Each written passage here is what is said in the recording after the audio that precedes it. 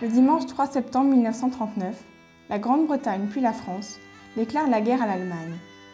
Les églises de Laval sonnent le tocsin. Les hommes, âgés de 20 à 48 ans, doivent gagner au plus vite la caserne indiquée sur leur livret militaire. Laval comptait 2 casernes qui abritaient le 124e régiment d'infanterie, Corbineau et Schneider. Le 1er septembre, mobilisation. Les cloches sonnaient, c'était le signe que la mobilisation était déclenchée. Il y avait 3000 hommes au 124, c'était extrêmement puissant. J'ai vu des groupes, des compagnies partir, prendre le train, mais enfin j'ai pas vu un régiment entier se mettre en mouvement, non, c'était pas comme ça. Il y a les épouses, il y a les enfants qui veulent voir leur père partir, puisque beaucoup quand même étaient des résidents lavallois, bien que Laval était beaucoup plus petit que maintenant. Laval était vraiment une petite ville. Et donc, il n'y avait pas des foules comme on peut s'attendre, ou on pourrait s'attendre, pas du tout. Mais j'ai pas des souvenirs terrifiants, inquiétants.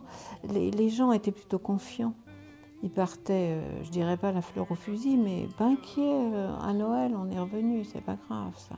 Ce qui était très dur, c'était les mamans qui s'accrochaient au cou des soldats parce qu'ils partaient, les grands-mères et tout ça.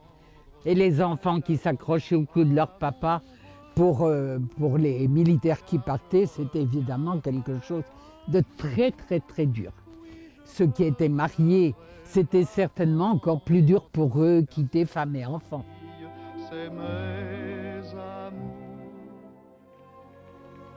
En juin 40, les Allemands sont arrivés à Laval. Il y avait l'exode. Les gens, c'était un petit peu la pagaille, et on cherchait des logements pour pouvoir les héberger. Et mes parents ont recueilli 2 jeunes femmes de l'Aisne, puisque c'était des gens de l'Aisne, qui sont restées quelques jours à la maison. Une fille me sourit, une fille au cœur bien tendre, une fille qui saura m'attendre, elle attendra mon retour, car je reviendrai.